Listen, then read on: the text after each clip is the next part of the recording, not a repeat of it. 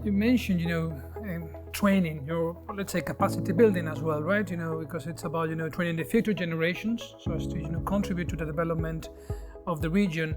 We are talking about digitalization, and, it's a challenge to get, women or girl, students to get involved, into the, what we call STEM, the science, technology, engineering, and maths, careers. And I would like to, hear from you whether the university has any strategy, or is actually how is it working in order to get more women, in these careers, and specifically in what is related to digitalization. Yeah. I totally agree. It's a huge challenge to attract all kind of students to our educational programs. And one way to do it is, of course, to have role models, to have lecturers of all kind of gender-based, but also to again collaborate with the industry to show that women could be part of the transformation, and to get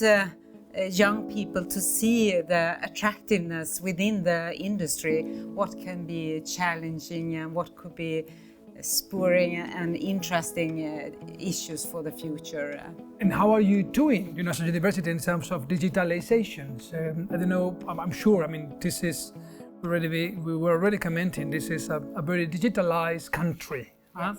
But what does it mean for a university like yours in a region that is, in between two major cities in Sweden, trying to get, students, try to be competitive in this regard as well, so as to contribute better to the territory? Yeah. How is digitalization in your case going, and how is it contributing to your mission? Mm-hmm. Yes, well, I think we are thinking about collaboration on many different levels, actually, both on a regional level, but also in order to really get the news and to be part of the development all around the world. We also work nationally and internationally, so that we have guest researchers at the university in Karlstad. So we're broadening the knowledge base and trying to invite as many people as possible.